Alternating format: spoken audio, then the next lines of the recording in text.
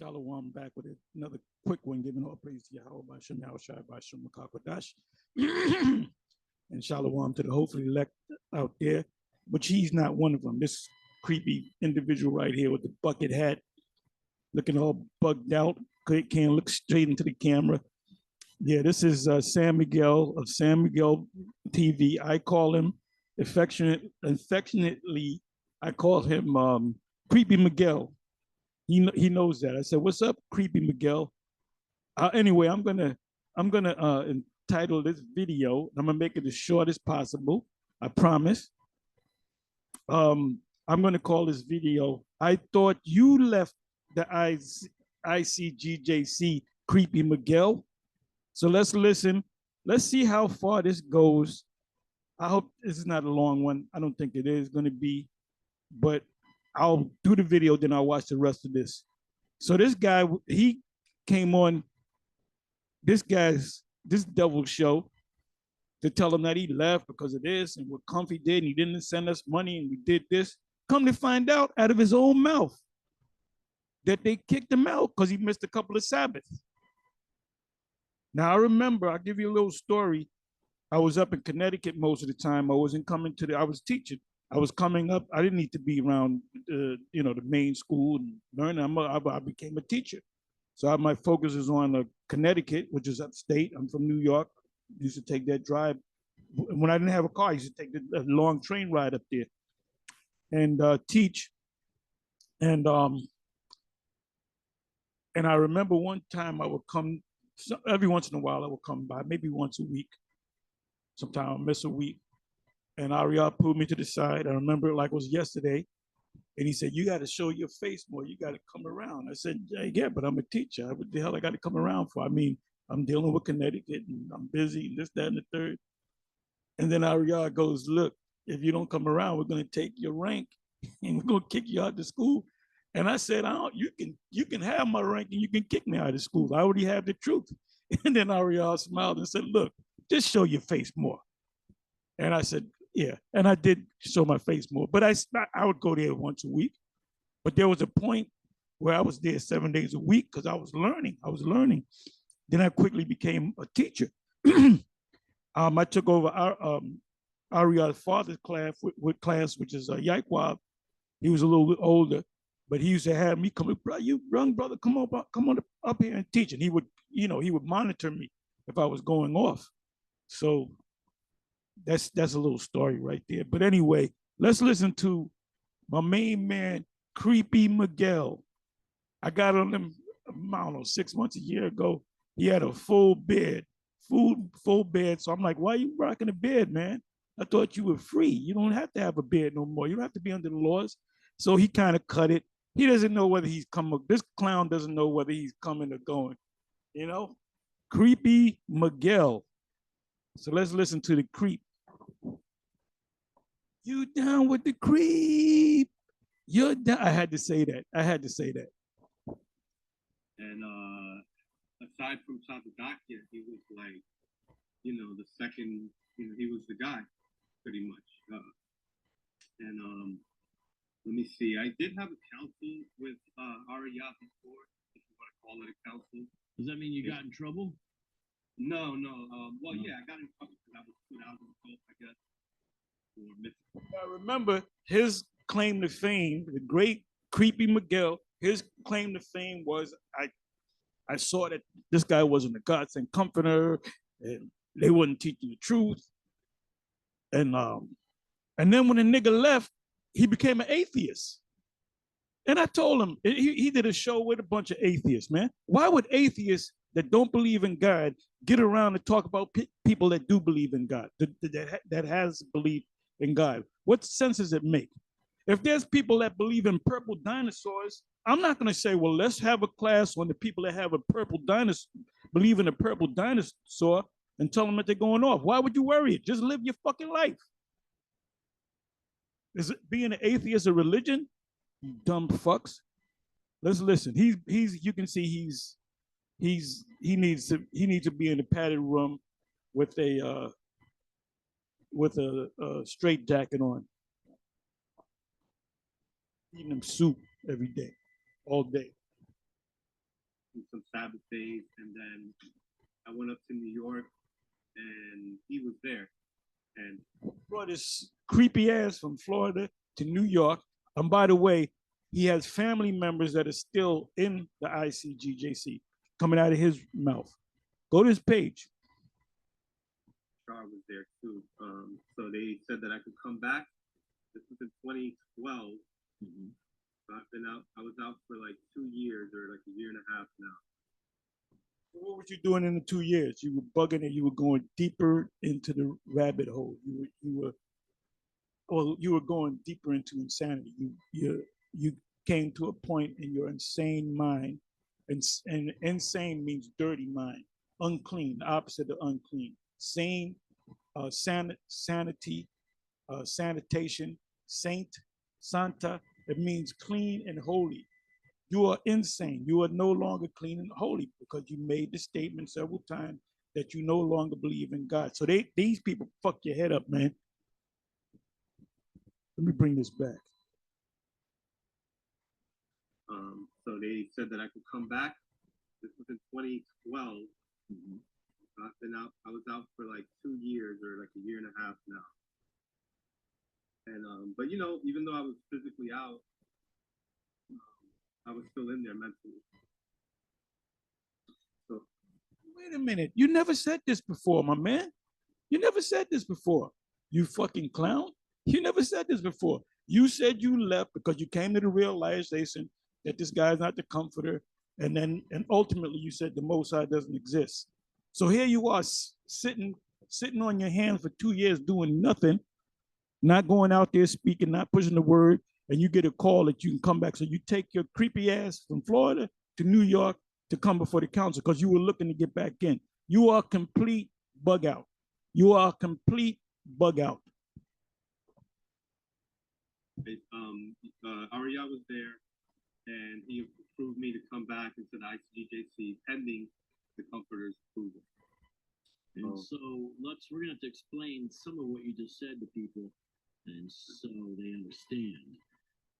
Israelite Church of God in Jesus Christ is the name of the original One West School, just changed, and eventually had a different address, albeit still in Harlem.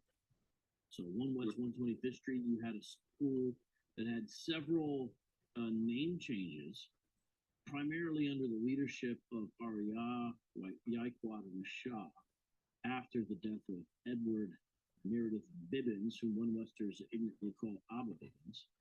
And then that school, which here's the name change, it went from the Israeli School of Tanakh to the Israeli School of Universal Practical Knowledge to the Israeli Church of Universal Practical Knowledge, and then to the Israelite Church of God in Jesus Christ. And that's what San Miguel was called for 7 years. And AHRAYAH is really the genius, the religious genius, and I say that in the sense of he's the inventor. He's sort of the Thomas Edison thing. He's the one who came out with the distinctives. He's the one who came up with the unique Lashawan Falash, which some of us will call Harlem Hebrew. It's a dialect of Hebrew that's ahistorical, and the 12 Tribes Chart, which is a designation of modern people groups as being descendants of ancient biblical people, specifically in this case the 12 tribes. But sometimes people forget they've also got all the nations listed, Japanese, and I guess AHRAYAH invented that as well too, the 18 nations chart that's not talked about too much. So you were in there and you met AHRAYAH because you got in trouble. And even though AHRAYAH was the one who originally taught Jermaine Grant, who went on to be known as Tazadakia, and then Tazadakia called himself the God Sent Company, which AHRAYAH affirmed, even though AHRAYAH and Shar were originally part of the same planetary. See, that bullshit wouldn't have happened. That bullshit, let me say this. Excuse me, that bullshit wouldn't happen if I was in the school, because I would have fucking left. I would have said, well, what? You the who? You the what? You're the God Sent Comforter? I said, wait a minute, let's go into the scriptures. The Comforter is a script. No, it's a man, but it is you can't be a man. This is Tazadakia. And I would have got an argument, I'm pretty sure. Well, if Apostle Gabar was there, Apostle Ricard, Apostle Rimlab, if Yeshai was elder, High Priest Yeshai was there, and High Priest Kazak was there, and they left. Yeshai and and Gazak had left. And it was Tazadaki that told us, because he came up to the camp when we were speaking up the street in Harlem. And he came up and he filmed, but he made sure he didn't put me in film. He filmed me, but he made a thing, Rebels, whatever. And I said, there was a rumor out that y'all kicked out AHRAYAH. I said, did y'all kick out AHRAYAH? He said, nah. He said, AHRAYAH, I'm sure, is still in the school. He said, you can come to the school right now. I said, okay, I'll take your word for it. But then what was brought up was Yeshai. He said, no, Yeshai and Gazak left, not AHRAYAH, sure. So I said, okay, I'll take your word for it, but found out he was telling the truth. I don't know why, but there was some shit going on that made Yeshai and Gazak leave the school. So I don't know what was really going on. But, that's just a fact. I'm just throwing that in there. Anyway, but like I said, if I was there and he brought up that whole thing about I'm the God-sent comforter and Joseph and Mary never had sex, immaculate conception, which is the birth of Mary. That's going to get that right. And the virgin birth. The virgin birth and the immaculate conception are two different things. The immaculate conception, I'll say it again, is when Mary was born. That's a Roman Catholic doctrine, which I believe this clown teaches. And the virgin birth, it means that Mary had a child with having sex with a man, which they don't understand. Like this guy, he didn't, because he's a Roman Catholic. He's nothing but a reformed Roman Catholic. Clear for you to come back. You gotta ask Tazadaki. Right, which showed me, and Creepy Miguel, why did you lie all these years? I left. I'd figure it out. I said, nah, there's no way he's a comforter, and really, there's no such thing as God. So you were sitting there like a damn fool for 2 years doing nothing but sitting on your hands. And then they give you a call. Lord, you could come back. We're going to have a meeting. Oh, I get he bugged out, man. He bugged out. And if there is a hell that you burn forever, you're going to be first on the list to go to that hell, which there's not. Your creepy ass will come back as one of our sons. And you get it right this time.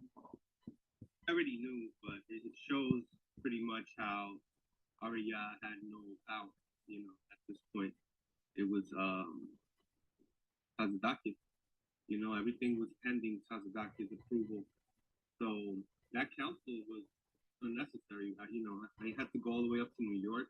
I was already there for a wedding, but I've been out of the church for a while and continued to be a believer. And this was right around the time when the Taza doll was made. Oh, so now he's talking about Tazadaki ordered 1,000 dolls of himself. And they were like 12-inch action figures, like the old G.I. Joes from my father's generation. It's in the 60s or whatever. More like Destro. Huh? He was more like Destro. Destro? Well, I'm saying the G.I. Joe scale of the old 12-inch G.I. Joe action figures. I don't mean of our generation. No. The 4-inch. I'm not saying he's actually a G.I. Joe. I'm saying this is that style of action figure. But yeah, so he had ordered those. By the way, I had G.I. Joes. The one that I liked the best was a Jake. They had a Jake G.I. Joe with a beard. I liked the G.I. Joes with the beards. So that was the spirit of Israel that was in me. Heard those, and it was a big fiasco. Did you ever see one in person of the dolls? No. I interviewed the doll maker for that. And he says that he doesn't even think that was supposed to be, that the doll maker thinks this was all a scam just to sue and get some money for damages, because it just seems funny, that's a whole different story. But the dolls never came out. Oh, they were never produced. No. We didn't even know. So it came out on the paper that this cult leader is selling the toy maker because the dolls weren't black enough. They weren't dark enough. They weren't dark enough? Mm-hmm. Yeah, they sued him because the doll was several shades lighter than Tazadaki.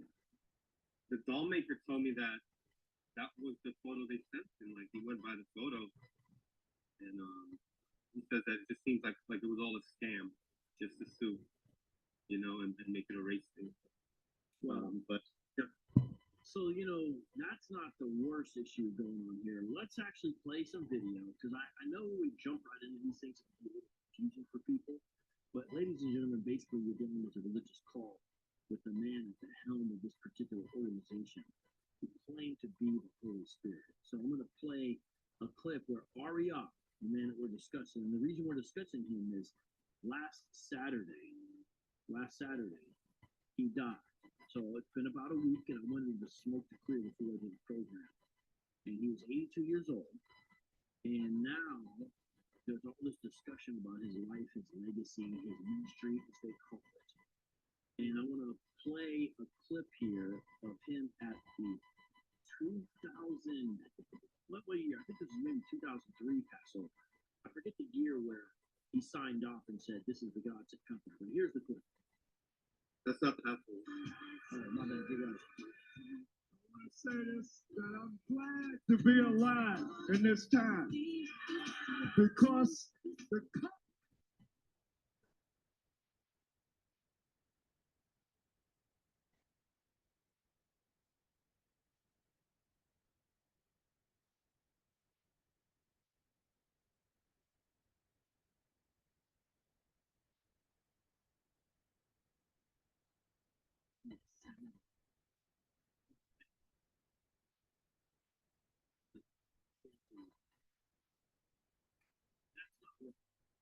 Company was a term given by Dr. Detroit.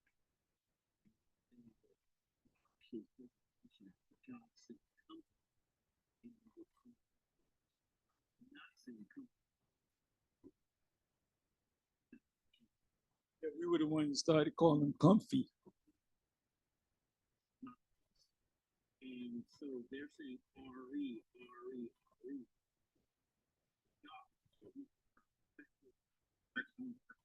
That's actually not true. It's not true. They're not saying Ari. They're not? What are they saying? Holy. Oh, so everyone's been wrong. Yeah. Really? Never heard. I didn't know there was a debate about that. Yes, we've been trying to figure it. They're saying holy, holy, holy. Right, and it was in the past around 2005. Basically, they're describing a cult. That school became a cult where you had a lot of chanting, holy, holy, comfy, comfy, Ari, Ari. That was a cult. That was a cult. That's clearly a cult. That's not, they're not part of the apostleship going back more than 2,000 years ago because it would be out there on the street. It would be open to the public. You got to be a member to even, enter their website. Everything is, closed. The doors are closed to you until you become a member. They got to get your information. So let's listen on. That was the other thing I was gonna correct. I know I messed up. That was a special event at the Lincoln Center, right? And it was just called the speaking engagement, correct?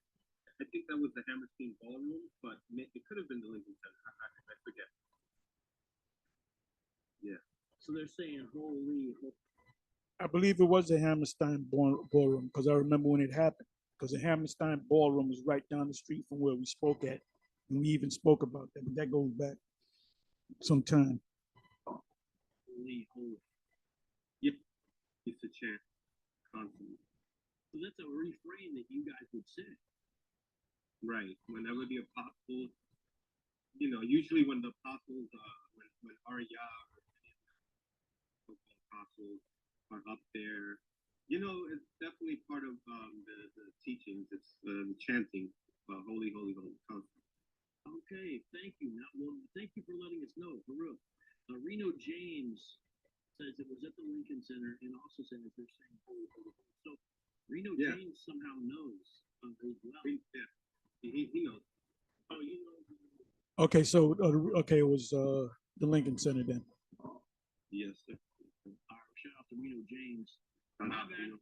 Hey, I'm still learning, you know, as we go. So let's play this clip one more time, and now we got clarification because Nina and Sam again.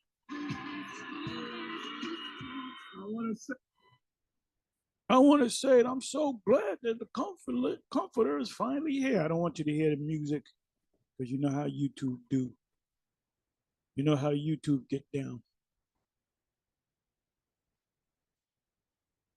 Okay, let me let this go.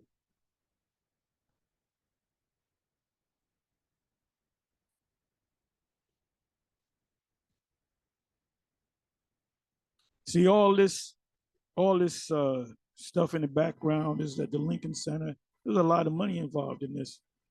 And the garment that he got off, kind of like half Hebrew, half Vaticanish. Somebody had to be behind this thing to put this. Some PR person had to be like Bishop Nate, the transformation of Bishop Nate with the all purple and gold and the schools and all that. Somebody had to be behind. In my opinion, you can tell me no, that didn't happen. Okay, good. It was set up by PR firms. You know, that's how you create. You know, a PR firm can take a religion. You can take a guy that believes that a head of lettuce is God, and you can wrap it up so nice that if you get millions of people to follow him. See, these people, the average person, mainly over here in the lake, Jay's the name from America to the lake. A lot of people here in the lake, they're stupid. They don't know what's going on. You tell them anything and they just believe it. So like I said, I want you to hear the music.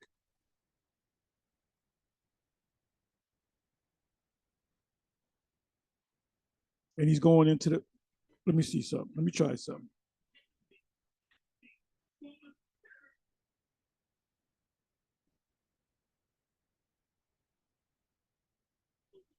Let me bring it back. Let me bring it back. Let me bring it back.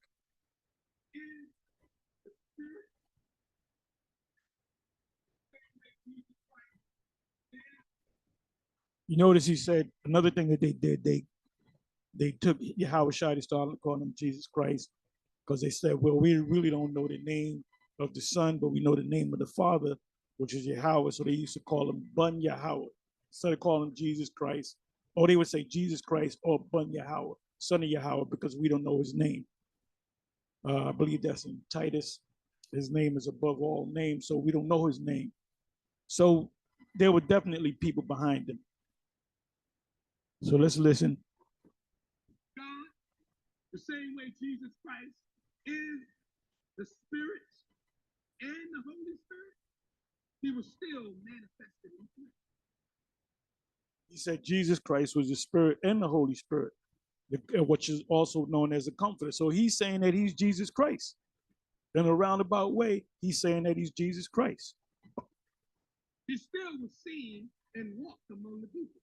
He still was handled. Matter of fact, he told one of his disciples, handle me, touch me, for a spirit have not flesh and blood. That's part of what he said. So this is where he's basically trying to give people his rationale. It's getting a little long. I told you it wasn't going to be long, but I'm just getting into it. You know, hopefully it'll die, get boring and I'll turn it off. So listen up, listen up, listen up. Be the God sent comforter. That's the type of through the audience. But let's see what else kind of stuff he said here. More clips of him speaking at that night. Some of these I might accidentally play twice because some of them are unnotable. Let's see what he said. They called it the comfort. It all makes sense. Let's go into our Bibles and let's start looking. The people that don't know that a man is the comforter is the people that's in error because they do not understand the Bible, the scripture. Real quick on that, that's just like he's sort of asserting him. This revisiting the comforter doctrine, by the way. Because 2003, but there was a DVD called The Comforter, and he, was calling himself He was talking about himself in third person in that DVD, and then he took the opportunity here to kind of. Okay, sorry about that. Can you hear me? Yeah, yeah. Yes, sir. Let me do this. Let's see if I can find it. I believe it's either Isaiah. I'm almost positive it's Isaiah 51. Let's see if I'm correct. Isaiah 51.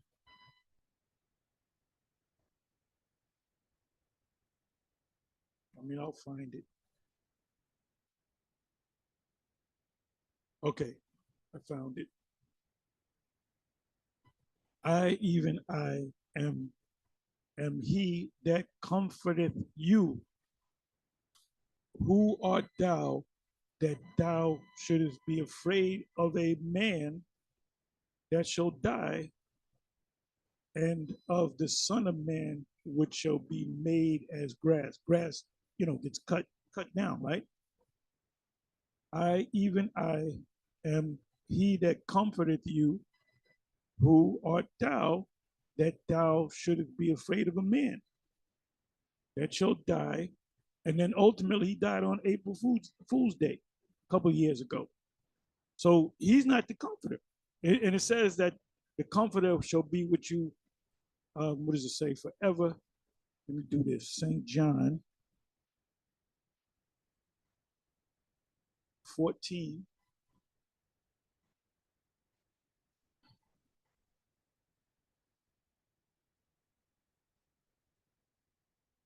Let me try this. Let me put in the word. It's either always or forever. Forever. Nope, that's not it. Let me do this. Always. Nope, that's not it.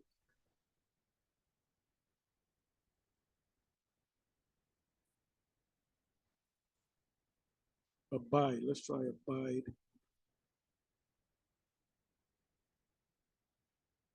Okay, that's it. Role of the Spirit. And St. John 14 and 16. And I will pray the Father. This is Yahweh Shai. Matter of fact, let me do this. Red letter. That's Yahweh Shai talking. And I will pray the Father, and he will give you another comforter, that he, the comforter, should be it, may abide with you forever. Comfy's dead. There's no communication coming from him. He's in the realm of the dead.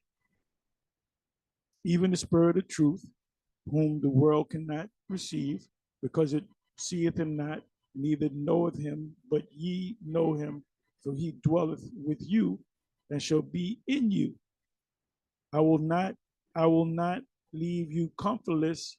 This is the red letter. I will come to you. So who's the comforter? Yahweh Shai in the form of a spirit. Who comforted the Apostle Paul? Yahweh Shai, which is another name for Yahweh Shai, is a comforter. The book is not the comforter. The Spirit comes through the book. You sup with the Lord while you in reading the book. That's why Esau can't get it. Like vocab, he'll never get the reincarnation thing because he's been trained not to see it. You know when he'll see it? When these Christian scholars say we did some research on it and we come to the conclusion that reincarnation is biblical. That's when vocab's going to get. Vocab is still a student. Vocab is still a student, man. Let me see. So I got that out of the way. Let me get back to the video. It looks like it's going to be a little long, and see, we do this so people don't get confused. That's why we constantly got to do videos.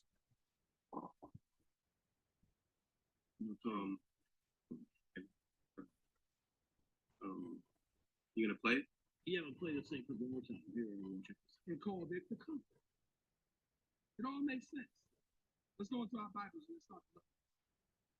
The people that don't know that a man is the comforter is the people that's in error because they do not understand the word of God, the Bible.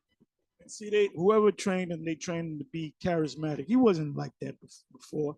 He was an understudy to me on my Monday night class. If I was running late because I was working downtown, he would start the class. He was my understudy. He was a water boy back in the day, the cameraman.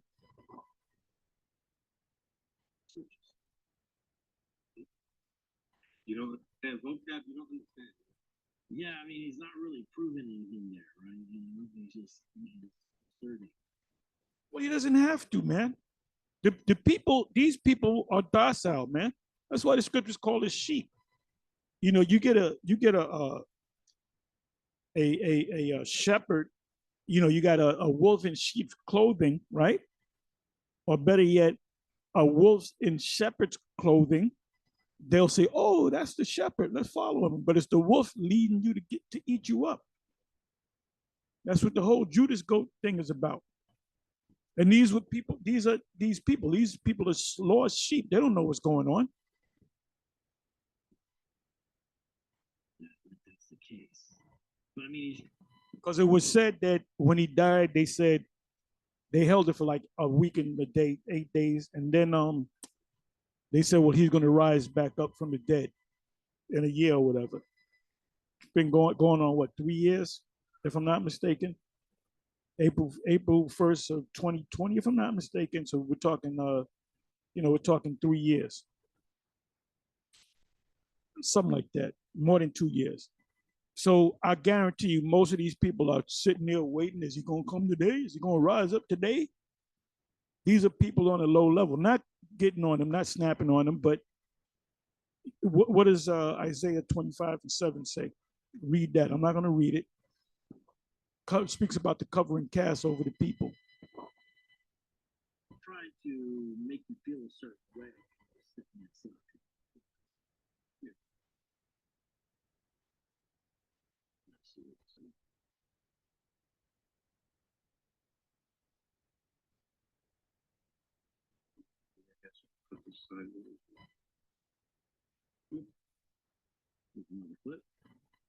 Jesus Christ said he shall pray the Father, he shall give you another comfort. Look in the background all big, it says comfort. Yeah. You weren't here at this event, were you? He definitely didn't come up. He's not the brainchild of all this. This is some PR organization.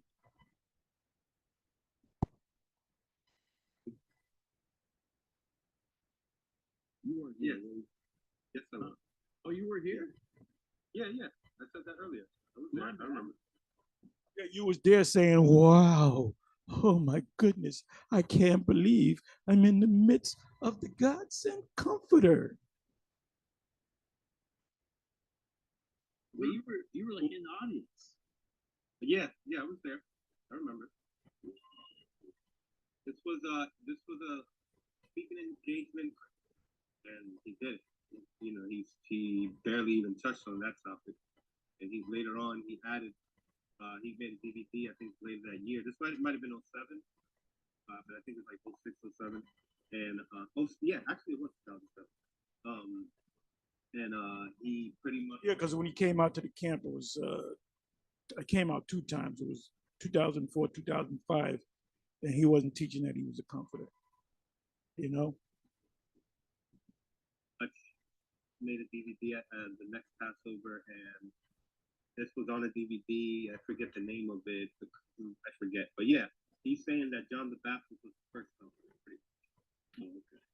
Which means that there was a comforter prior to this other comforter coming. There's nothing that says John the Baptist was a comforter. John the Baptist was a forerunner, which is Elijah coming back as John. Now the comforter is the Holy Spirit. We just read that in St. John chapter 14, verse 26. Everybody understand that, right? Who was the first comforter? And it that not have been a man. They're laughing. They don't know. They're sheep. They're bad. There's no scripture where it says, please, somebody give me a scripture where it equates John the Baptist with a comforter. The scriptures say comfort, that's in the Maccabees. The scriptures that comfort us Let me see if I can find it. I know it's in the Maccabees. If I'm not mistaken, it's either first comfort. Let me do this. Comfort us. That should come up.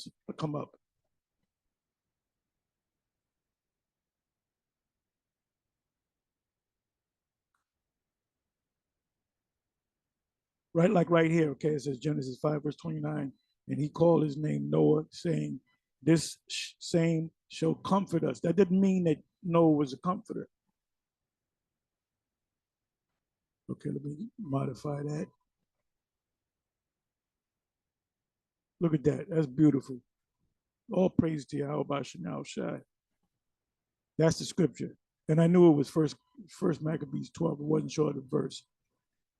It says, therefore, we also, let me, you know what I'm gonna do? Let me go to context. Or context.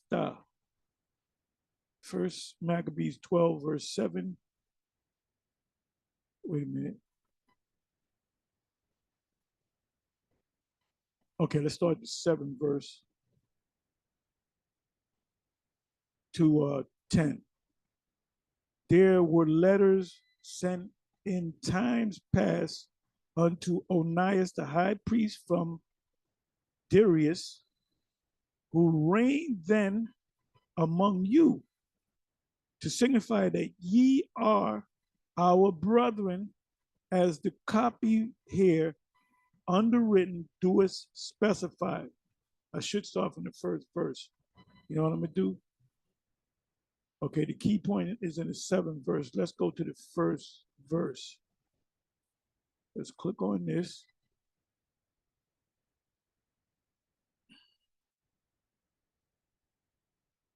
Now, when Jonathan saw that time served him, he chose certain men and sent them to Rome for to confirm and renew the friendship that they had with them. Now, you got people that come across the word Roman, they're thinking about white people, Julius Caesar. This was long before Julius Caesar.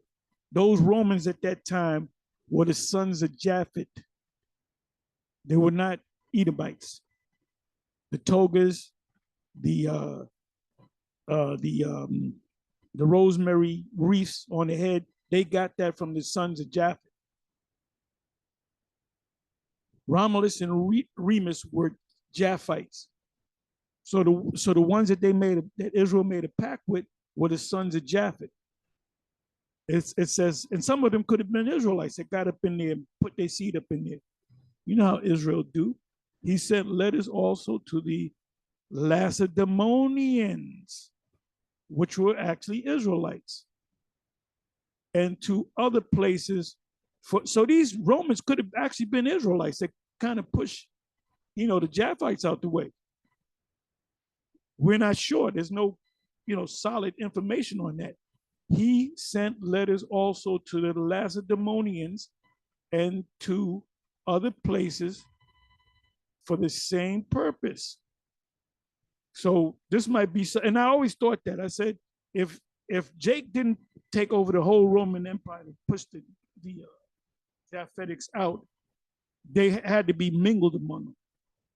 Now remember, it took 12 Caesars for Jake to come up and take the Roman kingdom. The continuation of the Roman kingdom from 95, 96 AD was when Jake took over. And from Nerva all the way up to the Byzantine Empire, it was nothing but Jake. Jake just took over the whole Roman Empire. This is what Esau, and that's part of the Dark Ages, the medieval time. And that really came about around 500, about 200 years, 175 years later after Constantine. But it was Dark Ages from 96 AD. That was the Dark Ages, because it didn't mean that it meant dark people rule, but it was a dark time for Esau because he wasn't in power. There's a lot of history you got to go through. The first so-called Israelite, aka Black Roman Emperor of Rome, was a man by the name of Nerva. For you, if you're watching, Bishop Nathaniel, please stop saying the first Israelite emperor of Rome was Septimius Severus in 193 AD. That's not true. That's what Yeshaya taught. It goes deeper than that. The power of the Edomite rulership was about 65 BC to 95 AD. So we're talking a little more than 100 years. About 130 some odd years. And then Jake just took it over. And that's the fear of Jake, because Esau, these Edomites, they know the history. They know who's black. They know the Romans during the time of the Maccabees. They know that they were Jake. Remember, Jake gets into something, they take it over, man. The NBA. Who do you see playing in the NBA? The top players, the MVPs, the GOATs. You see Jake. UFC. You got this guy, John Jones, which I met that brother. John Jones, I didn't see the fight because I fell asleep. I didn't order it. I said, I'll find out tomorrow. You know, because to me, UFC matches are pretty much all the same. It's not takedowns, punches. They're not great boxers or really great strikers, but you seen one UFC fight, you seen them all, you know? And I said, and I told a brother at the camp, I said, look, I said, it has to stay up for this guy, see, whatever his name is. He has to keep it on the feet. As soon as he goes down, as soon as John Jones take him down, it's over. And that's exactly what happened. I said, as soon as, and then John Jones said he was going to go for the takedown. He ain't going to strike the guy. He said he felt awkward striking the guy because the guy's a master striker. He took him down. I said, it's over. And it was over. Anyway, Jake took over the UFC, man. Pretty much. So let's deal with the last. So we're going into other topics, right? Let's deal with the Lacedemonians.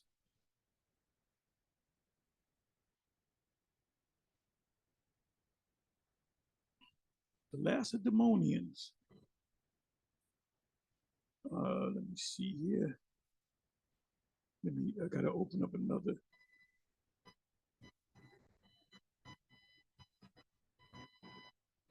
Okay, let me open up another.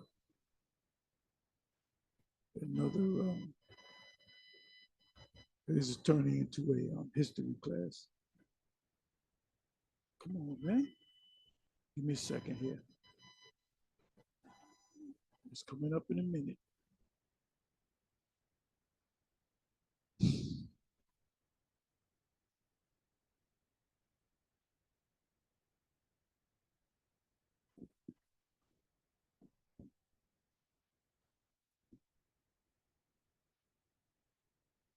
Come on now.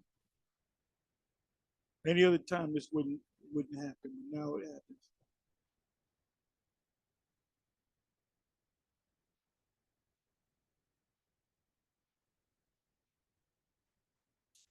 Okay, so let's do this. Let's open up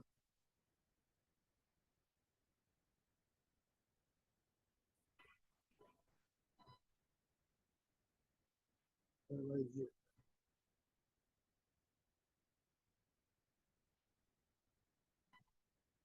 Okay, so let's go into it's turning into a long video. Lacedemonians.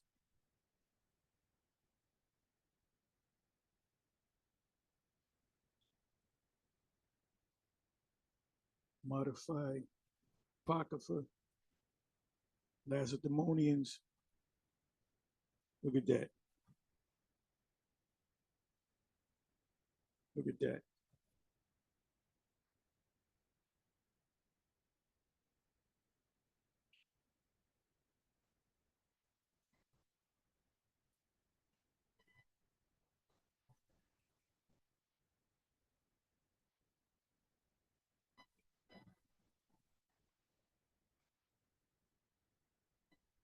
Okay, this is what I want. First Maccabees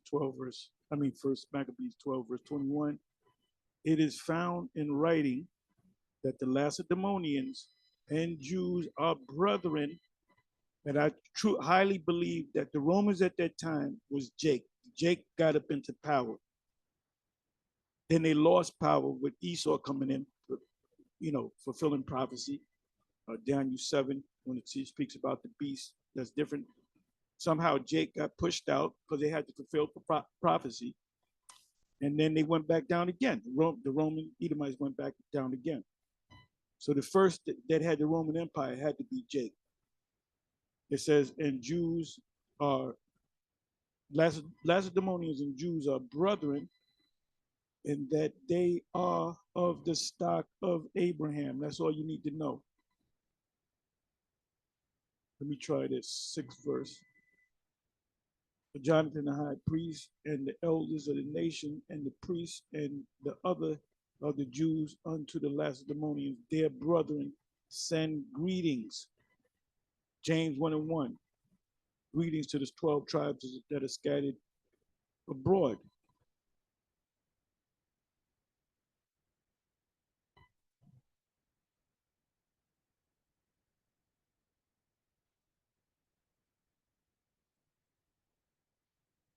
And this right here, I'm not going to go deep into it. These had to be Israelites because they were scattered throughout all over the world. Read about the Pentecost in Acts 2. Let's see. Let me try this. First Maccabees 14, verse 23. And it pleased the people to entertain the men honorably and to put the copy of their embassage in public record, to the end the people of the Lacedemonians might have a memorial thereof.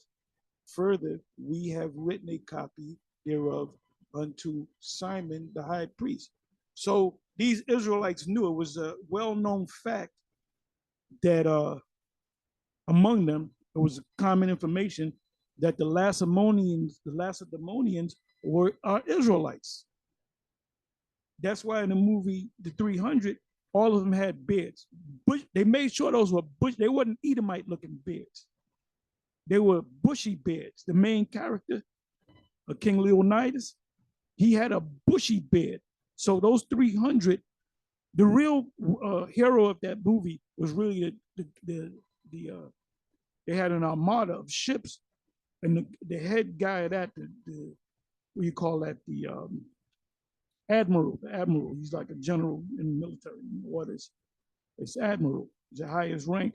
There was a story about this guy that was an admiral, but the 300, they went on a suicide mission. You're gonna die. All of y'all gonna die. But they look, we're gonna die, so y'all can come in. And that's how the Greeks slowly came in. Alexander came in later in history. So, and then Alexander, his army consisted of Jakes, of Israelites. Apostle Gabar talks about that. Cleitus, Melis. Matter of fact, let me do this. See, I'm going off into something else.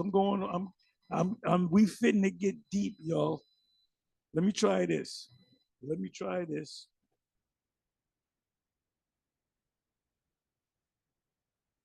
Bear me for a minute. There's no way in hell you can get all this history of Israel. If you read it, you're gonna forget it. You're not gonna remember. That's why you have more than one person to get this, man. Okay, let me say this. Cleitus, Melis. Come on, man. No, this ain't no Cleitus, Melis. Cleitus the Black. Okay, so let's go. Cleitus the Black. And by the way, Melis means dark or black. Cleitus the Black. Show you that you had Jakes in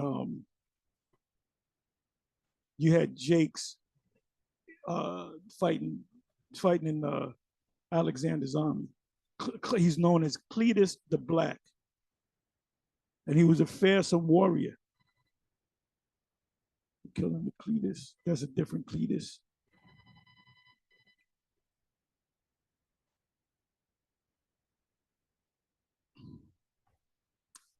It ain't telling me, man. It ain't telling me nothing.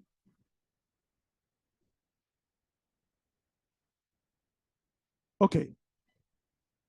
English, Cleitus the Black, or Cleitus Mellus, officer. So he had a high rank of the Macedonian army led by Alexander the Greek. Cleitus the Black, also known as Cleitus Mellus. Clito el Negro.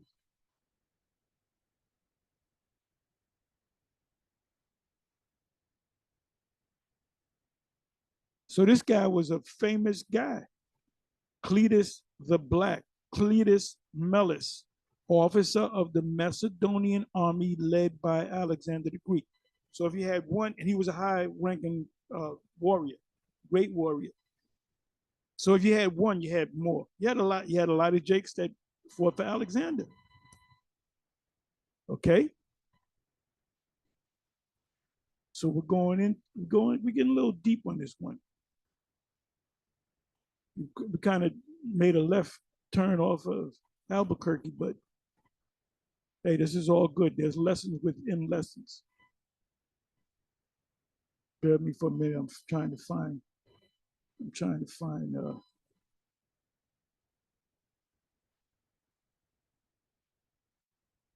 So I'm gonna keep that up. Cleitus Mellus. Okay, so let's come back over here. So we're back at the main subject. You know, I didn't actually realize that he was saying the first comforter was John the Baptist. Right. So he's doing that to set the precedent that a man could be the comforter, not the Holy, because the Holy Spirit is never understood in Christian theology, of course, to be man. He is a person, which means he has personality, a distinct individual to use. It's the Messiah. I just read that in John 14. He said, I will not leave you comfortless. I will come to you. But that's Yahweh. So the way the Lord's going to come, where 2 or 3 are gathered in my name, I am also in the midst, meaning that's the comforter. When you're reading it, when you're studying the book, the Most High open up your eyes to things in the book. That kind of phraseology. The Holy Spirit, by definition, is a spirit, immaterial. So he's saying the first comforter was John the Baptist. Right, because Jesus said, I shall send you another comforter. Yeah, but he's referring, we've always understood, and I think there's precedent to understand he's referring to himself. And I'll give the man a hand. That's what Shai would say. Give the man a hand. He said, I think he's referring to himself. And I just read that in St. John 14. I shall not leave you comfortless. I will come to you. Go in the red letter, and that's in the red letter. The Lord said that. The comforter is Yahweh Shai coming in the spirit. Anyway, you know what I'm going to do? Let me cut this. And I stopped at 17:07. 17 minutes in, 17 minutes, 7 seconds in. And I don't want to make this really a long one. I got to get my mind right for the Passover. So anyway, y'all can watch the rest of this. When I'll look at this in peace, piecemeal. Anyway, goodbye, creepy Miguel. You big liar. Talking about you left. You never left. They kicked you out, and you were hoping that you come back in. So you're lost, man. You're a loser. Anyway, with that, I'm gonna say shalom.